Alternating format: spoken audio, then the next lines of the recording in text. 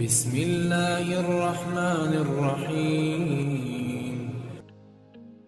زندگی تب اور بھی خوبصورت ہو جاتی ہے جب آپ لوگوں کے نظریے اور تنقید کو نظر انداز کرنا سیکھ جاتے ہیں۔ خاموشی اختیار کر لیں مگر گلہ مت کریں، گوشہ نشین ہو جائیں مگر اپنا معیار مت گرائیں۔ عزت نہ ملے تو کنارہ کشی بہتر ہے، لیکن وقت کی بھیک نہ مانگیں، کیونکہ عزت اور محبت کے بغیر کسی بھی رشتے کا وجود نہیں۔ وقت کی ایک عادت بہت اچھی لگی، جیسا بھی ہو گزر ہی جاتا ہے، کسی کے ساتھ بھی کسی کے بعد بھی۔ زیادہ سوچنا انسان کو ختم کر دیتا ہے، بس دعا کرو اور سب کچھ اپنے رب العالمین پر چھوڑ دو، جو اتنی بڑی کائنات کو اتنے خوبصورت رنگوں سے بھر سکتا ہے۔ تو کیا اسے تم نظر نہیں آ رہے؟ کیا وہ تمہاری زندگی ایسے ہی بے رنگ رہنے دے گا؟ بس اپنے رب پر کامل یقین رکھو۔ جھوٹ کبھی عزت نہیں پاتا، چاہے اس کی پیشانی پر چاند نمودار ہو جائے۔ سچ کبھی ذلیل نہیں ہوتا، چاہے سارا زمانہ اس پر کہکے لگائے۔ یاد رکھیں، راستے نہیں، رویے انسانوں میں جدائی اور فاصلے پیدا کرتے ہیں۔ خاموشی اختیار کر لینا دب جانے کی علامت نہیں، ہر بندہ جواب کا مستحق نہیں ہوتا۔ تمہاری تنہائی تمہیں جس طرف میل کرتی ہے، بس وہی تمہارے اندر کی حقیقت ہے۔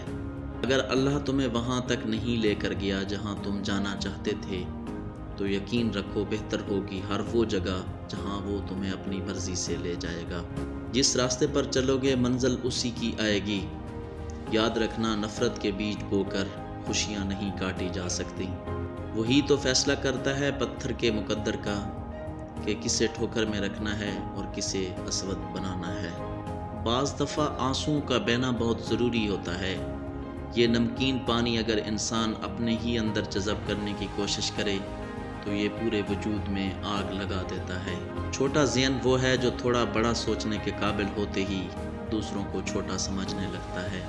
اپنے اندر کی سوچ کو صاف رکھیں، کیونکہ کشتیاں باہر کے پانی سے نہیں، اندر کے پانی سے ڈوبتی ہیں۔ یہ دنیا بہت خوبصورت اور پرامن ہو سکتی ہے اگر ہر انسان دوسرے انسان کو زندگی گزارنے کا وہی حق دے جو وہ اپنے لیے چاہتا ہے۔ کچھ تکلیفیں ہمارا امتحان لینے نہیں، بلکہ اپنے ساتھ جڑے لوگوں کی پہچان کروانے کے لیے آتی ہیں۔ پیسہ وہ صابن ہے جو آج کے زمانے میں ہر قسم کے داغ صاف کر لیتا ہے۔ جن کے پاس زیادہ ہے ان کے عیب زمانے والوں کو اسٹائل لگتے ہیں۔ ناکامی کے اسباب ہمیشہ آدمی کے اندر ہوتے ہیں، مگر وہ انہیں دوسروں میں تلاش کرتا ہے۔